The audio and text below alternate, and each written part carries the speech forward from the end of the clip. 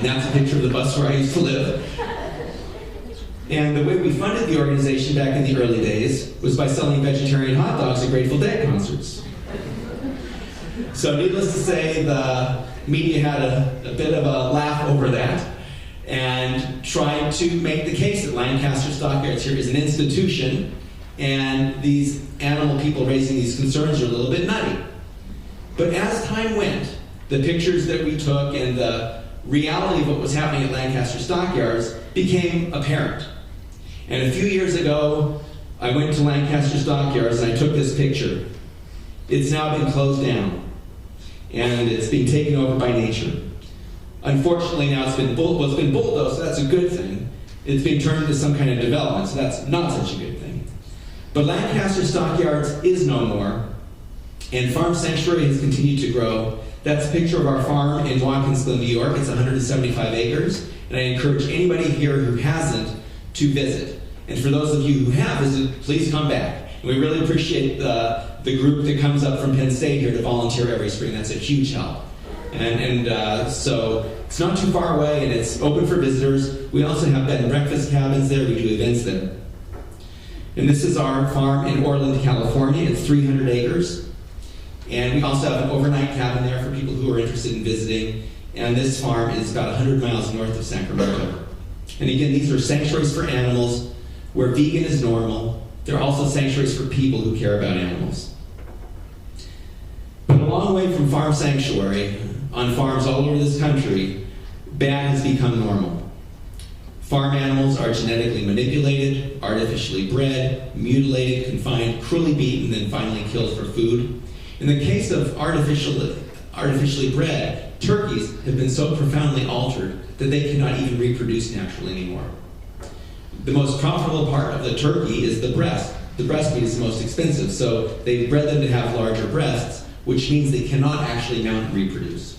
So artificial insemination is the only way now that turkeys, commercial turkeys, breed or are bred in this country. Farm animals are specifically excluded from the Federal Animal Welfare Act, so a lot of times people want to believe that laws protect these animals. In fact, they really don't. Agricultural practices considered to be common are excluded from most state anti-cruelty laws. So if a practice is adopted by the industry and they consider it to be common, it is allowed, no matter how bad it is. There was an egg factory in Southern California who had 30,000 spent hens that he no longer wanted. And the way he disposed of them was by throwing them in a wood chipper, alive. Neighbors saw this, they were appalled. They called local authorities, they contacted us. We tried to get this guy prosecuted for cruelty to animals for throwing live birds in a wood chipper. And he was ultimately found not guilty. And the reason was that this was considered to be. And one of the experts who came forward to argue that this was okay was a veterinarian who was on the Animal Welfare Committee of the American Veterinary Medical Association. So you have this institutional support for the status quo, despite the fact that it is brutally inhumane. And finally, just to give you a sense of how powerful agribusiness is in Washington and in other legislatures, is that agriculture is exempt from many labor laws and environmental laws. The minimum wage on farms is less than the minimum wage in other sectors, for example. And also when there's pollution and environmental degradation caused by agriculture, somebody else often has to come in and clean it up, which is another cost associated with our so-called cheap food system. So you have animals abused with impunity, and you have the environment destroyed, and you have many other problems. Early on in our work as well, we started documenting downed animals in other parts of the country besides Lancaster, Pennsylvania, and we found this to be a nationwide problem. This is a picture I took at a slaughterhouse in Southern California. These are downed dairy cows who are being processed for human food. And again, these are animals that are too sick to walk. They're literally dragged onto trucks or pushed with forklifts and taken to the slaughterhouse to be used for food. Recently, thankfully, we've been able to close a loophole in federal regulations to prevent downed cows from going into the food supply anymore. Here's another picture I took of a downed cow in Texas. she was brought to the stockyard with her calf. And because there are different buyers for cows and calves, the stockyard workers wanted to separate them. And as they did, the mother wanted to be with her calf and struggled to be with her. And in the process, as the stockyard workers violently separated them, they broke her neck. And so she laid there for hours. She may have laid there for days. And here's another picture of a downed animal I took in upstate New York, not too far from our farm in Watkins Glen, New York. It's actually in Bath, New York. And this is a day-old calf who was sent to the stockyard when he was still wet from afterbirth. It was a freezing day in the fall, and he was dying of hypothermia. When I went to the stockyard workers and said, "What's going on with this calf?" They said, "Well, I got to bury him later today." And I said, "Well, what if I take him off your hands?" He said, "Sure, go ahead." So I took the calf and went to a local veterinarian, and she was an industry person, and she said, "Well, what are you wasting your time for? This calf has very little chance of survival, and it makes no economic sense." And I said, "To me, it's not an economic thing. This is an individual, and I want to do what I can to help him." She finally gave him the intravenous fluids, and I'm happy to say he did very well. That's a picture of Opie at the farm. He ended up weighing close to 3,000 pounds and lived with us for almost 20 years. He died just a couple years ago, unfortunately. But he had a good life, and he's an example of what Farm Sanctuary is about. It's about helping those who have been discarded by the industry and creating transformation for these individual animals' lives.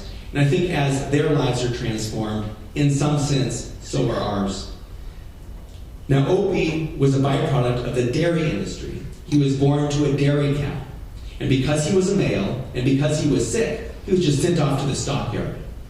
If he was a female calf, he would have been kept on the farm and raised to become a milking cow. But because he was a male, he was useless. And he was a byproduct of the dairy industry. You know, to produce milk, these cows have to have a calf every year.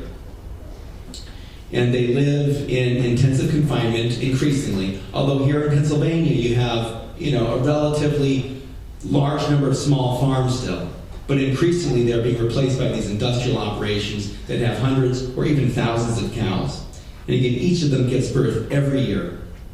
The male calves are taken away, often just to slaughter as bob veal. The female calves are raised to become milking cows. And as milking cows, they're pushed to produce 10 times more milk than they would normally. They're hooked up to milk machines 2 or 3 times a day. And during their lives, most of their lives, they're in a state of what's called negative energy balance. Because they are producing 10 times more milk, they're also pregnant because every year they have a calf. And they can't eat enough to keep the weight on their bones. So the average year in the life of a dairy cow goes something like January 1st, she gives birth, her calf is taken away, and they start milking her. In March, she's artificially inseminated, she's now been re-impregnated. So from March through till about October, she's pregnant and giving milk. During this time, again, she's losing weight. Then, for the last 2 months of her pregnancy, because she's got a 9-month gestation period, they dry her off, meaning they infuse her udders with a solution so she stops getting milk, so that she can be reconditioned, which means that they put more weight on her body, so that when she gives birth again in January, she will be able to go through the cycle again. And in a healthy environment, these cows would live 20 years. But on these factory farms, they're sent to slaughter after just 3 or 4 years of production because they're pushed so hard.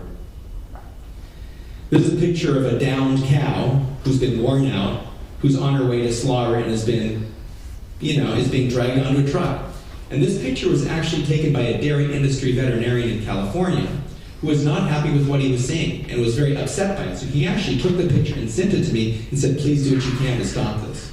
So even within the industry, there are some people that are uncomfortable and are starting to speak out against some of the abuses. As I mentioned earlier, the male calves that are born to these dairy cows are useless to the dairy industry. Some go directly to slaughter, but some go into the veal industry. In fact, the veal industry is a direct byproduct. It was literally born out of